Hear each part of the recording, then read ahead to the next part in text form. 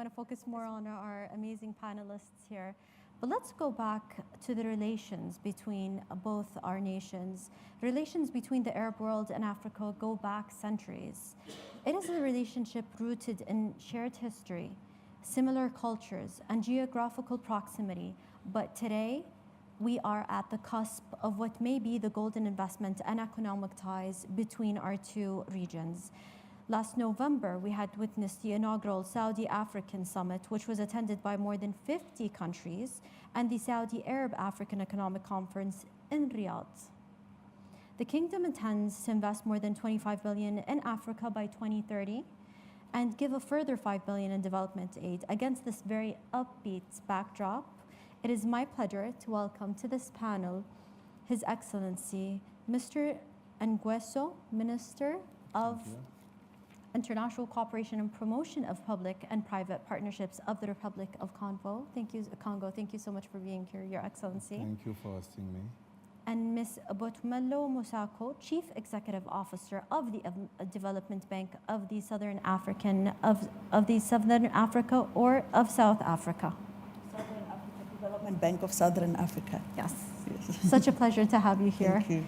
We have a panelist who's running late. He should be with us hopefully in a few minutes. Mr. Ousmane Dayan, Vice President of the Middle East and North Africa of the World Bank. Thank you for being here. It's such a pleasure to host you here in this wonderful capital of Saudi Arabia, Riyadh, where everything is happening. Your Excellency, I wanted to ask you about many different questions, but for the beginning, let's focus on the economic part, which is economic relations between Africa and GCC.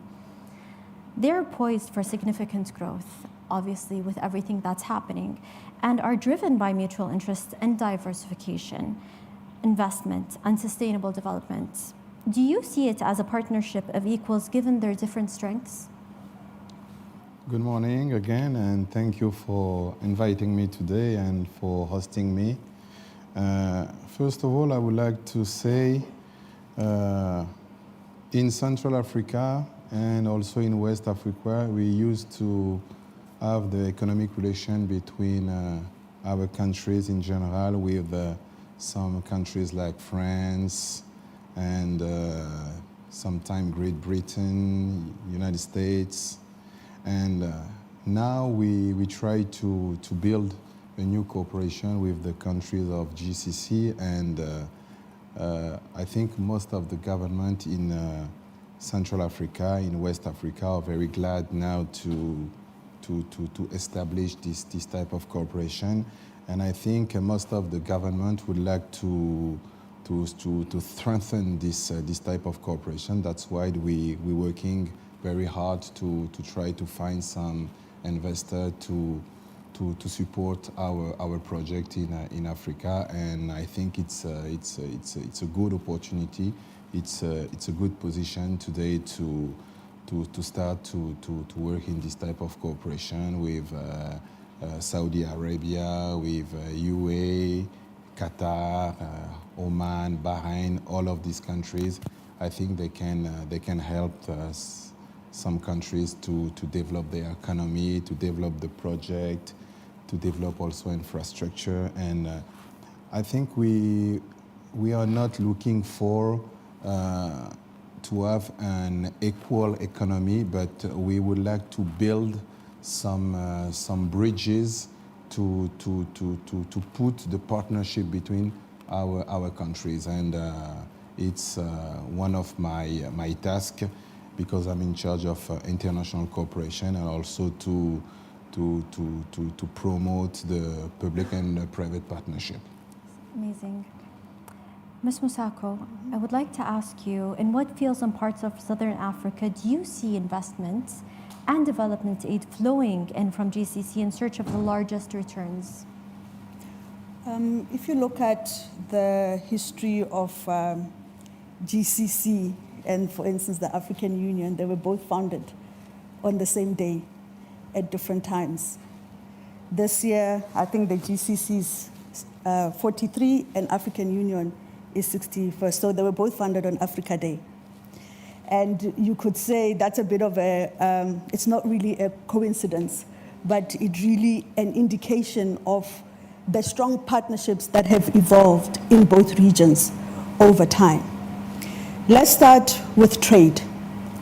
Currently, when we look at the trade figures between the GCC countries and African countries, I think the figures for 2022 were indicating exports out of GCC to Africa were at about $91 billion, and out of Africa to GCC countries, 43 billion. And when you look at how this number has also been increasing over time, it really shows that as the years have gone by, the trade relationships have been strong. When it comes to infrastructure, that is where I see the greatest opportunity between the GCC countries and Africa. As we all know, we are a continent with an infrastructure backlog. We are a continent with aspirations of implementing an Africa Free Trade Agreement. Now, at the bed of ensuring, at enabling the implementation of the Africa Free Trade Agreement, it's going to be critical that infrastructure is built. And this infrastructure will not only be built to benefit African countries, but it will also be built to actually, drive exports out of Africa to other countries. When I talk about infrastructure, it's a very big word, but if we had to break it down, firstly, if we look at the energy sector, their opportunities are for the GCC country investment entities, to actually partner with African entities to actually implement your renewable program, to actually, implement gas to power plants across the region. And we have also seen this, in South Africa, where GCC companies have partnered with local SA companies as part of the renewable energy program. So it's not something that is far-fetched. It is things that are actually happening. So that's the first opportunity, to close the energy gap for the continent. Secondly, it's on transport and logistics. Now, when you look at the region where I come from, and if you look at the whole continent, 80% of the rail network for the continent sits in South Africa. 20% sits outside of South Africa, and most of that was actually built before 1933. Now, if you look at the opportunity, especially, looking at the opportunity that the green growth brings with the critical minerals, we actually have an opportunity to strengthen, the rail infrastructure, the ports infrastructure, and the road infrastructure. That is an opportunity for the GCC countries to come and partner with us. And I'd like to add that we already have those partnerships with, for instance, your DP World, that has acquired a logistics company in South Africa to drive road investments. DP World has also, is actually operating some of the ports in the region as well. So those are the examples at the top of my head. The third is telecoms. As we know, we need to have an integrated and connected Africa. We are all talking about AI, but with the state of the connectivity infrastructure in the region, that is not attainable unless we invest in that. So that is another opportunity where the GCC companies can partner with us on the continent to actually implement telecoms infrastructure. That's so amazing because what you just mentioned is endless opportunities, many aspirations, lots of inspirations, and a depth of relations also, which is quite wonderful. And I think we're going to touch back on you with a couple of follow-up questions. And we'd like to welcome Mr. Osman Dion, who just made it to the stage. Welcome, sir, to our panel. We're going to jump right into it and ask a couple of questions. But let's start with this one. You have overseen a major expansion of the World Bank's engagement in Eritrea, Ethiopia, South Sudan, and Sudan. How important is risk in Africa given the disruptive impacts of internal and external conflicts in many of these countries?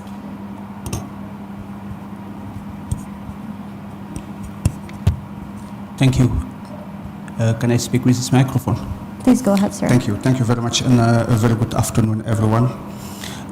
You asked a very important question with respect to investment and risk.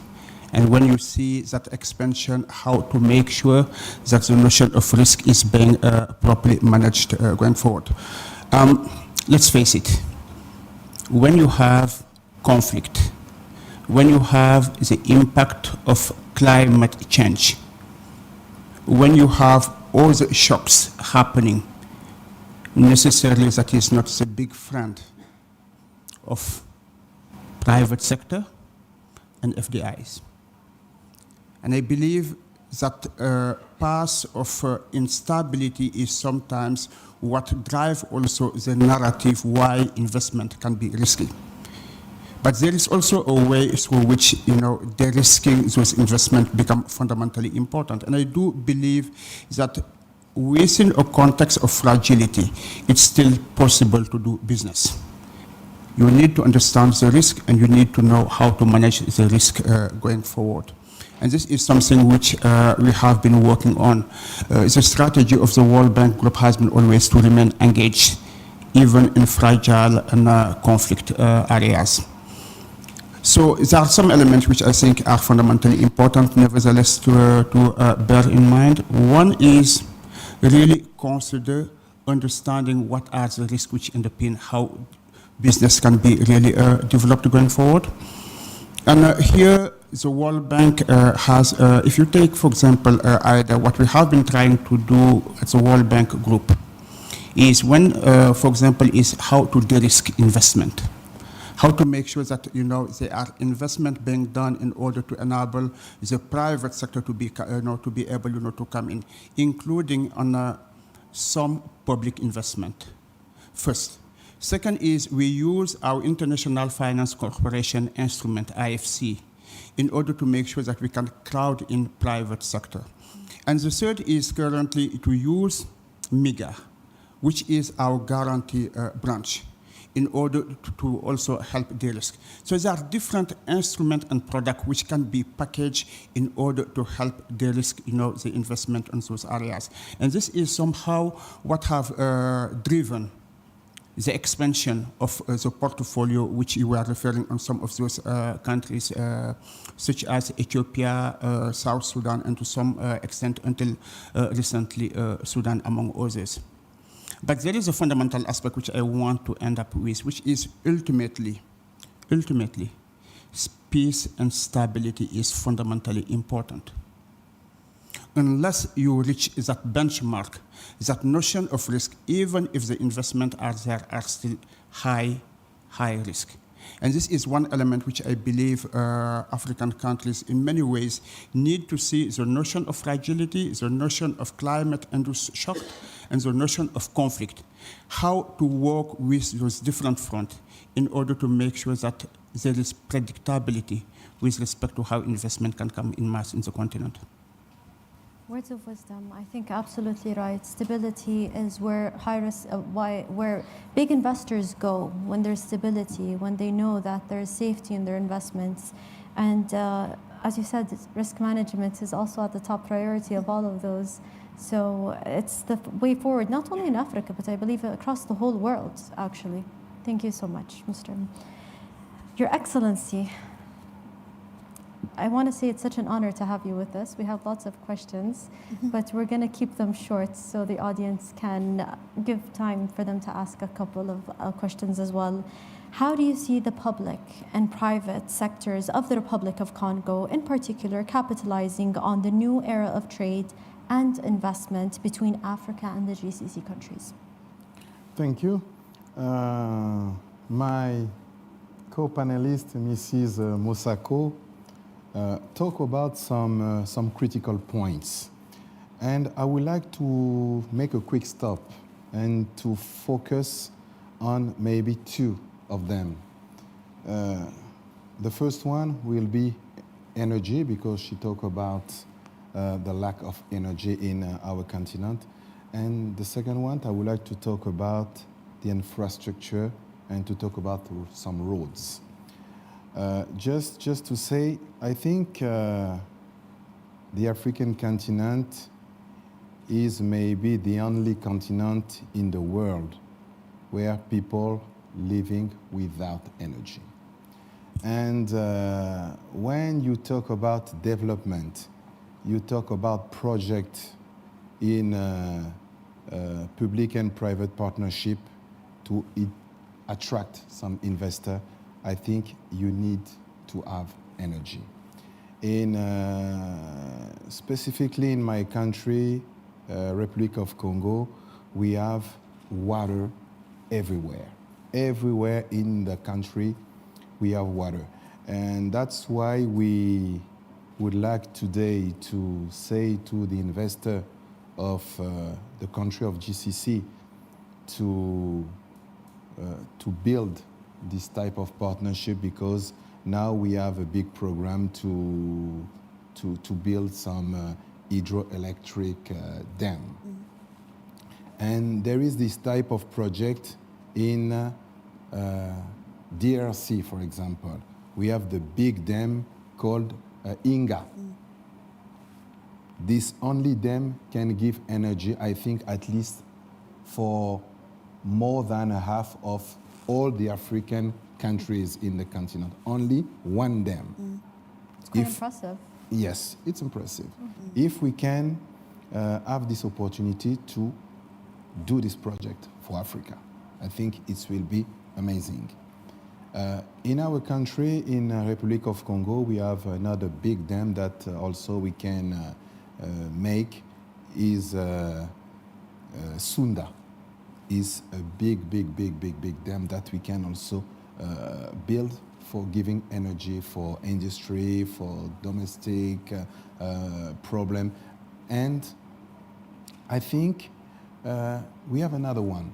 I would like to talk about this one because it's the fruit of the cooperation between Cameroon and Congo. It's a Cholet. And I'm talking about the energy sector because I think it's the key for development and for building the project to attract the investor. Because I know there is some investor in the room and they cannot go in a country if they have no energy to do the project. And the second one I would like to talk is the roads, because in a lot of countries in Africa, we have some countryside where you have some farmers, they have some production, and they are in a landlocked area. They cannot bring out the production that they made. And we need to build the roads to help them to bring out the production, to have the opportunity to export the production. And all of these projects can be done if we can build a very strong partnership with the country of the GCC. That's why we launched today this appeal of the manager, the politics, the leaders of this country to encourage this type of cooperation with our public and private sector. Absolutely. I think it's a great platform to discuss all of the issues that you just mentioned. And there's more to happen, inshallah, between the GCC and African countries. Ms. Musako, I want to ask you about some of the GCC countries that are looking to diversify their economies and create high-paying jobs, attract investments in high-tech fields, embrace energy transition, and prepare for a post-oil age of green energy, which obviously is happening because Saudi Arabia has launched the Saudi Green Initiative and the Middle East Green Initiative and is diversifying its economy away from the oil. Where do you see Africa fitting in this picture? When you look at the IMF report in terms of global economic growth, the continent is sitting at about 3.8%. When I had mentioned the trade numbers before between GCC and Africa, 92, 2 from GCC to Africa, 62 from Africa to GCC. So it's the prospects of growth. It's, trying to narrow the trade, the trade gap and enhance that. But we are also faced with the whole transition. And economic diversification is a key element to that. And when you look at, for instance, South Africa is also, in the process of transitioning from coal, thermal to more cleaner and renewable energy. Where I see the opportunity from an investment perspective is actually it provides investment diversification, where your sovereign wealth funds can actually look at the continent as a place to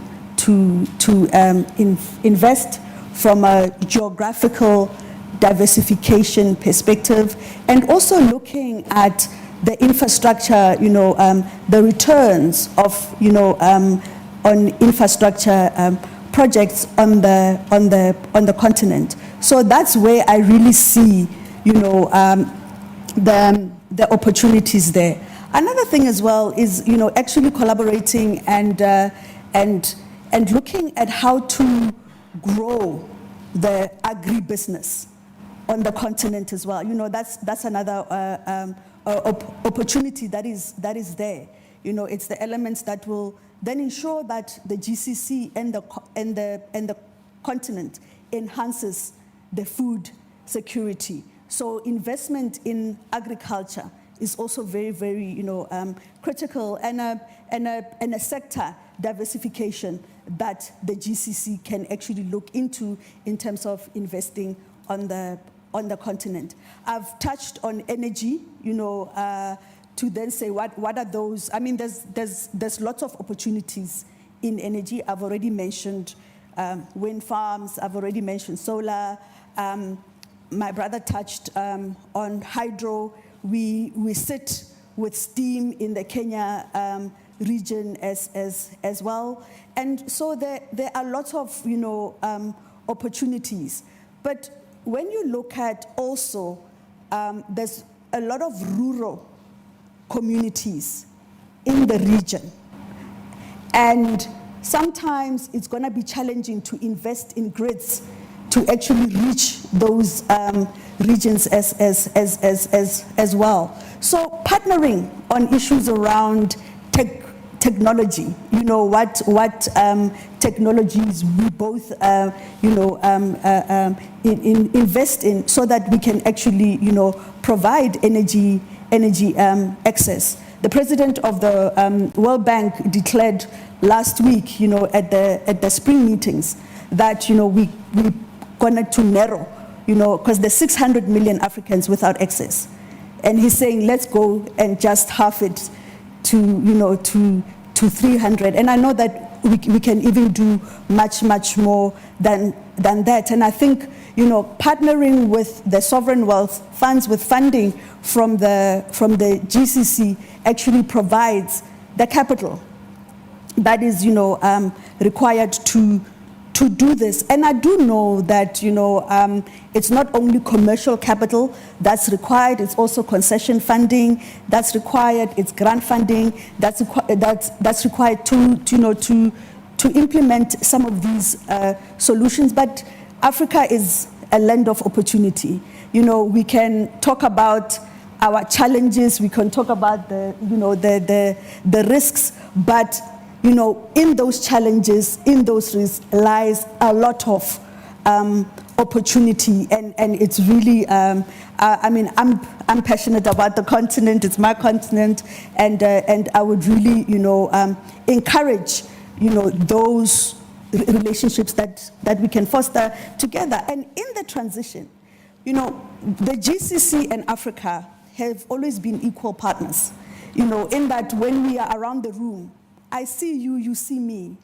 You know, as a person, and you see, you know, we see each other.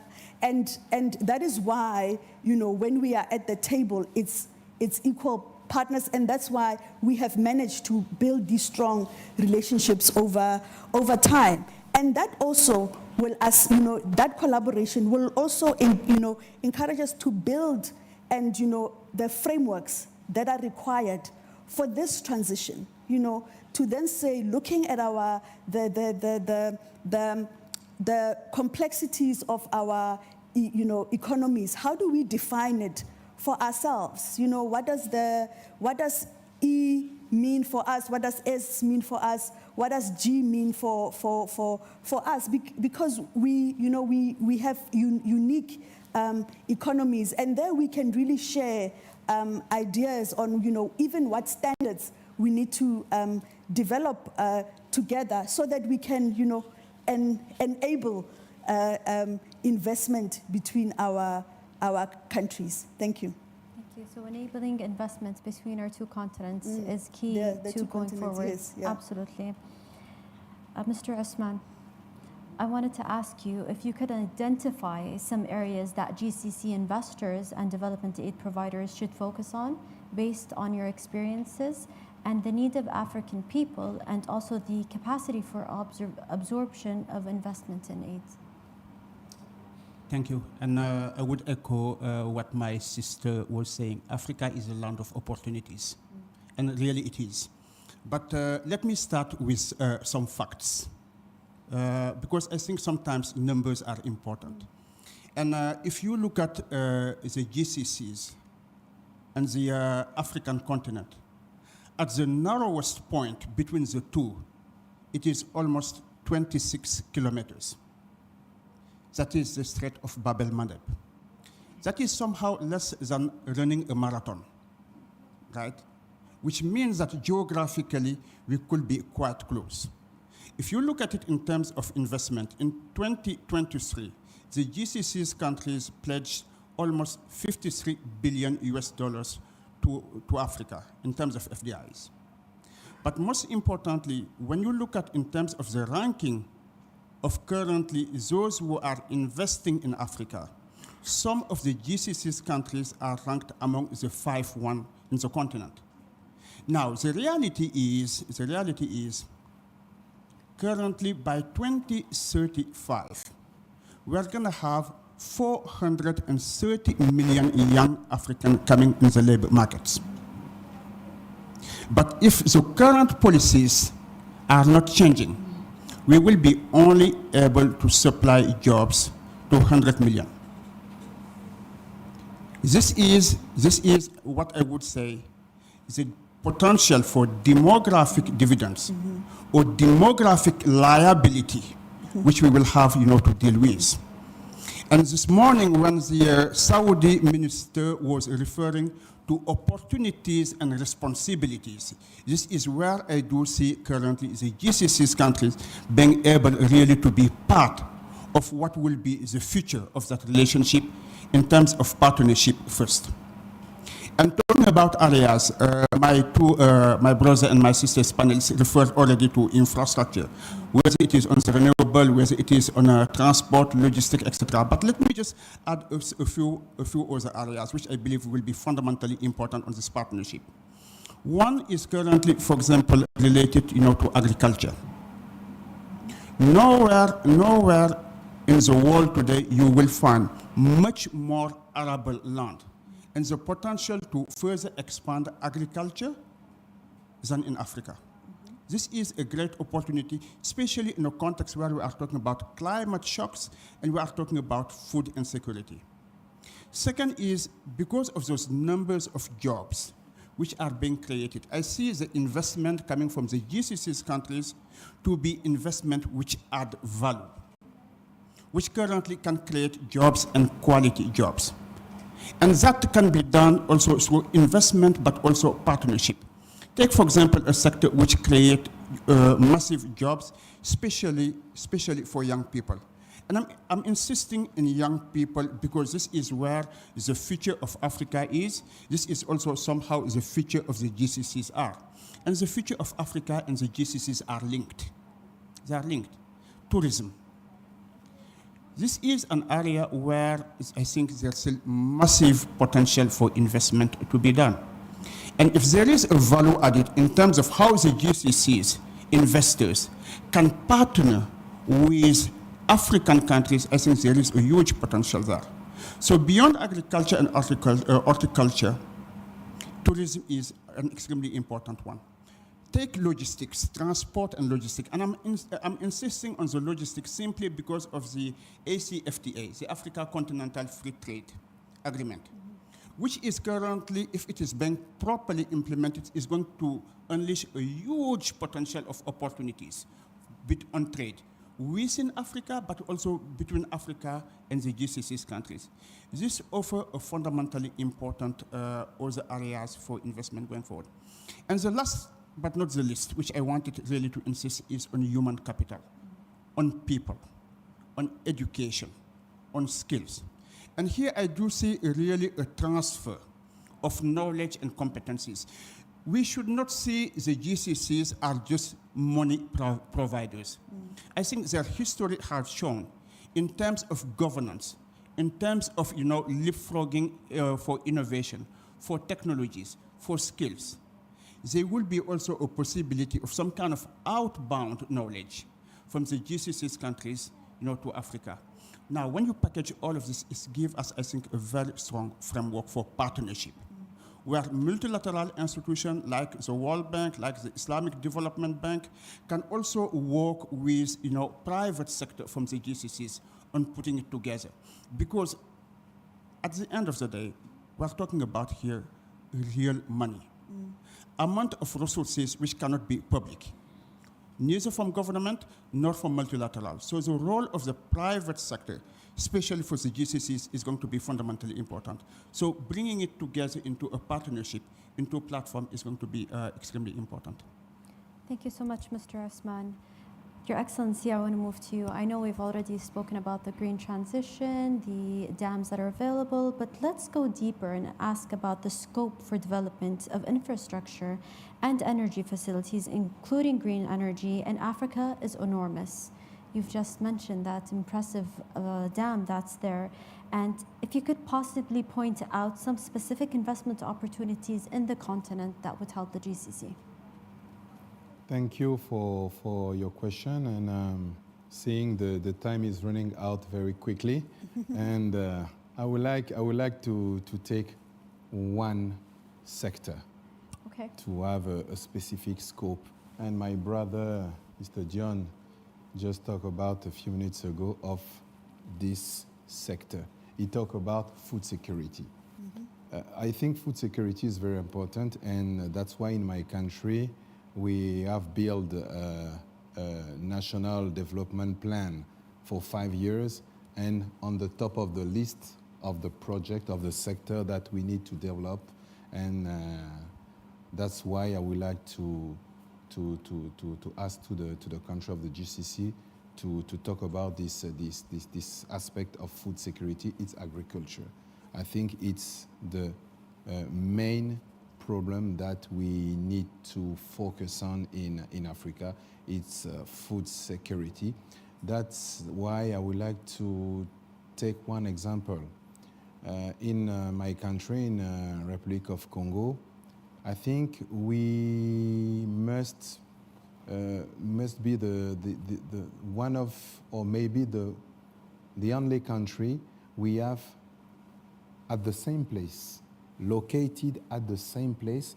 We have gas, we have phosphate, we have potassium, and near the same place we have a deep port sea. And I'm talking about this project. Why? Because the ambition of the government is to find a partner who can come and bring and build at the same place a fertilizer factory. And I think this is the type of project that we can bring in Africa to increase the production of agriculture. And my brother talked about the arable land. In our country, we use only 5% of arable land, 5%. 90% or 95% is empty. Nobody is using it for agriculture. That's why we need to encourage this type of project in Africa. So it's like wasted opportunities and Yes. wasted resources Totally. that can be used. Totally, we lost the opportunity. That's very good to know. I'd like to move on to you, Ms. Musaka, while we still have time, because we want to open the floor to our audience. Why should a GCC Sovereign Wealth Fund make an investment, which you've already explained, covered, it's yeah. very covered it very clearly, of say 10 billion in South Africa or some other, instead of some other countries, instead of South Korea, for example? You've already spoken about how passionate you are about the country and the shared values that we have and in the visions that we can go forward. But let's talk about our commonalities rather than the investment opportunities. Where do you see GCC and Africa, are their similarities together?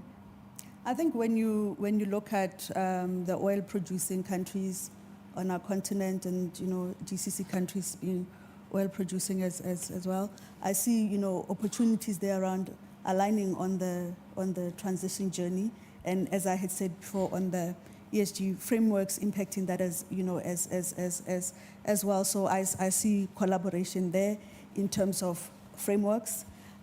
Secondly, I see collaboration in terms of business forums between the GCC and African countries, and where those opportunities would then be, business sectors on the continent and in the GCC countries coming together to actually form, investment consortia to actually take advantage of the vast opportunities, that are there on the continent.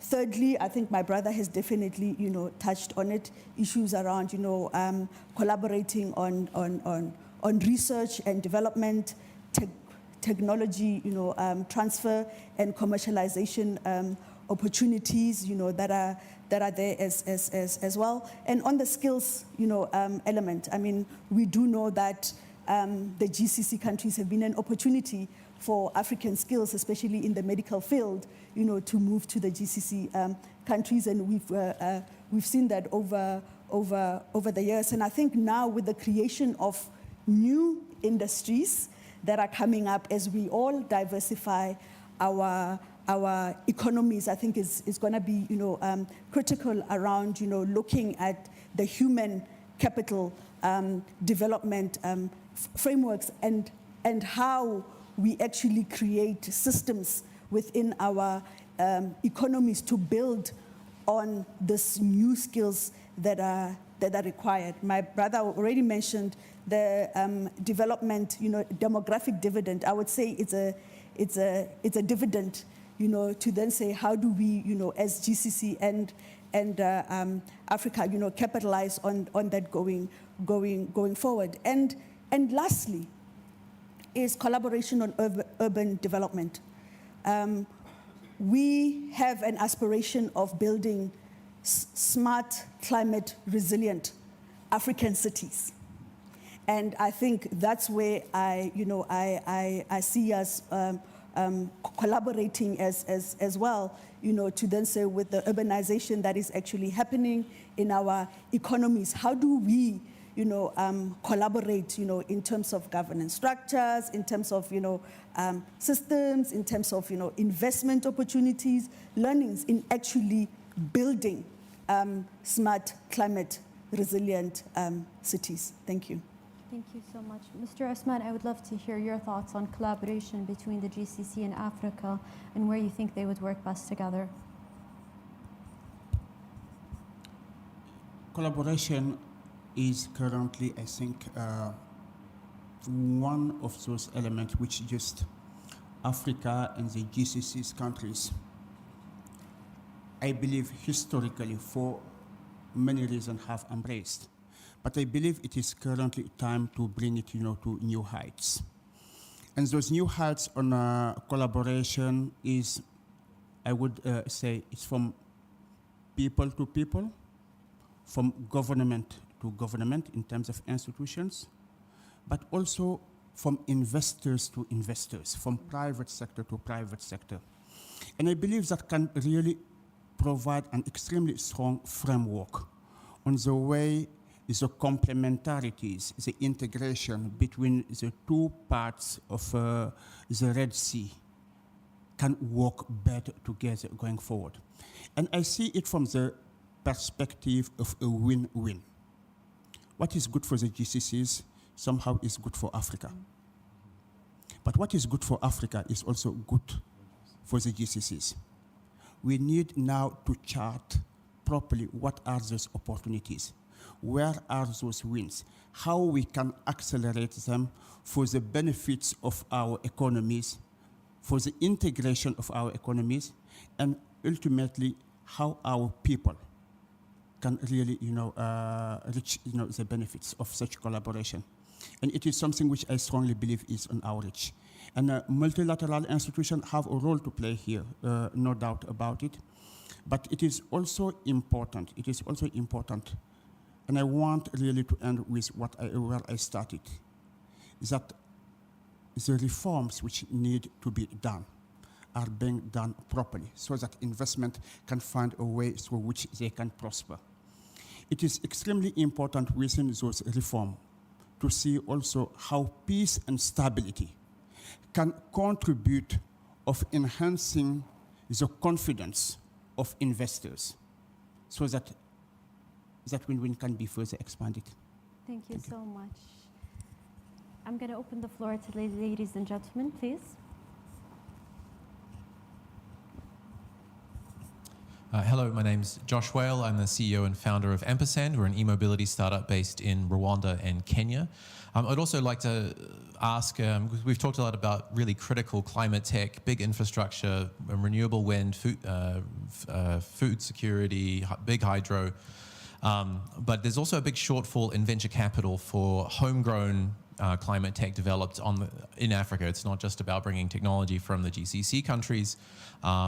So for example, about 20% of fuel consumed on the continent is consumed by motorbike taxis.